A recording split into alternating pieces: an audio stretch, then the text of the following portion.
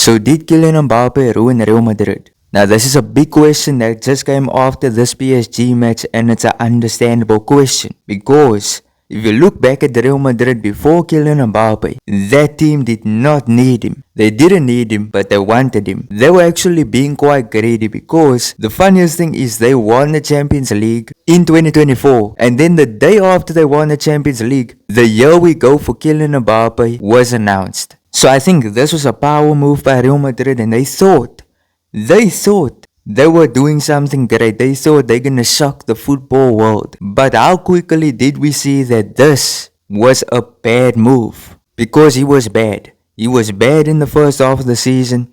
The second half of the season he improved. He played well. But the problem is he didn't play well enough. He played good, but the team was still losing in the big games. And he was brought in particularly for the big games. But if you look at that Arsenal against Real Madrid match, he didn't even score in that match. But with me even saying that, it doesn't fully count because in the El Clasicos, this guy performed. He performed, but the big problem is, he was performing, but the team was suffering. So you choose, what do you want more? Do you want a player who's gonna score goals constantly, but is not gonna help defensively, and your team will suffer in defense? Because that's what happened to Real Madrid. He will score 3 goals and Barcelona will score 4 goals. And it will make him look good, but the team still lose. And this PSG match truly showcased it because let me give you a bit of context of what I thought of Kylian Mbappé. I made a video about him.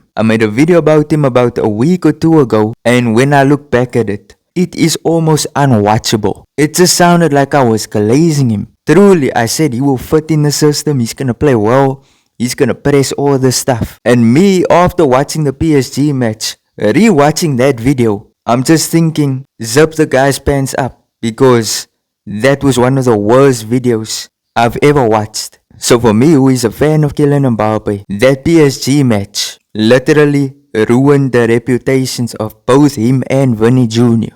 And I feel like the player that is truly suffering the most is Vinny Jr. Because Vinny Jr., when he had Karim Benzema next to him, we can even go to 2024 when he had Rodrigo next to him, the guy was pressing. He was working hard. And when you play with players who's gonna press, it's gonna help you out. It's gonna impact you and it's gonna make you want to also press. We saw this with Benzema. Benzema is the best example of what a striker should be. He was 34 years of age. He was 34, and the fact that Real Madrid fans want to say, oh, it's because Mbappé is 27, that's why he doesn't want to run around. Bro, Benzema was 34. There's no excuse. I will even say he was 35. He was 35 and he was still pressing. Mbappé and Vinny have become very lazy and it has badly impacted the team. Matter of fact, in my previous video, I was talking about how Dembele completely outpressed, completely outclassed those 2 players who are the supposed best players in the world. And I remember Laporta, Barcelona's president, said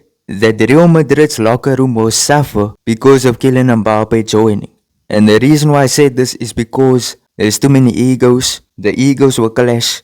And at the time, we were all laughing at him because at the beginning stages, it looked like everyone was still playing as a team. They wanted Mbappé to perform, and therefore they would assist for him, they would pass him, they would always try and make him perform. But now that that has happened, and now that the egos are starting to actually now clash, and you're starting to see Vinny Jr. not live up to the things he used to say, in which he used to say he would pass to Mbappé, he wants Mbappé to be the main scorer. But now it seems like that went out of the window, and it seems like he wants to be the main man again of the team. And therefore, him who used to always press, he looks next to him, he sees Mbappé is not pressing, and then he goes ahead and does the exact same thing. And I've noticed this has only become a thing ever since Mbappé joined. But listen, even with me talking a bit of negative about Mbappé, I still say he is one of the best players in the world. And if he improves on his pressing and improves on his defensive work rate, if he actually puts some effort into the matches, effort into playing with the team as a unit and press as a unit, I think Mbappé could regain that status as the best player in the world. And you know what is so crazy? When I speak about playing as a unit, playing as a team, it brings me back to something Luis Enrique said, in which the reporter asked him about Mbappé leaving PSG, and he said he would rather have 4 attackers who each score 12 goals, then one player who will score 40 goals. And if you look at PSG's entire attack, all of their attackers have at least 8 goals. All of them, even the bench warmers. We need to reach that type of point because we were at that type of point in 2023/24. Because that was a time Rodrigo was scoring a lot of goals and assists. Vinny Jr. was doing the same. Bellingham was doing the same. Brahim was doing the same. Hasselu was doing the same. That is what this team needs. It can't just be about 1 or 2 players. We need all of the other players to also be scorers, and in order for that to happen, the players are gonna have to be a bit selfless. But you know what? Pressing has become such a big part of the game. You see players even like Harry Kane are pressing. Harry Kane has no pace. Like, he's very slow. But what does he do? He still finds ways to press. Still finds ways to defend from the front.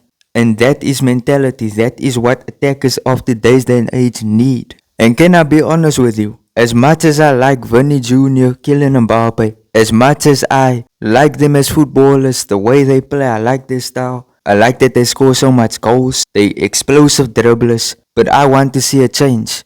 And I want to see the change come from Xabi Alonso. I want to see him humble these players. And what I mean by that is bench some of them. Bench the ones that aren't working as hard. And not bench them to ruin their careers, but just bench them to make these changes. Because we seeing Rodrigo on the bench. Rodrigo is one of the most talented, hardworking, good defensively. He has all of the traits that a player in Xabi Alonso's system needs. But it's weird because he's on the bench. And do you notice how bad Vinny and Mbappé are looking without Rodrigo on the pitch? Because Rodrigo would do the work for them. He would defend for them, press for them. And his work will go so underrated. This guy used to even play in the right midfield just to defend. And with the reports that he's gonna leave the club, I think it's a big mistake to let such a player go. Because if you sell him, who are we gonna be left with? Mastantuono, who is not on that level yet. Yes, he's a teenager. Yes, he's a good player, good in attack. But he's not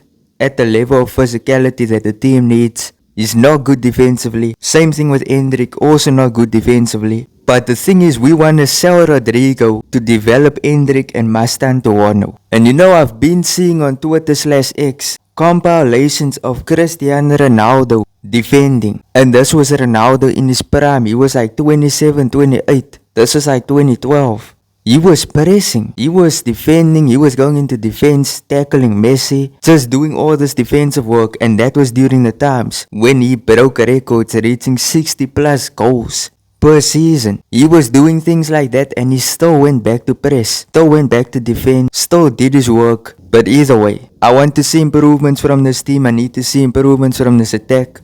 That's my thoughts. Tell me your thoughts there in the comment section. But if you enjoyed, smash like, subscribe, turn on notifications. Peace out.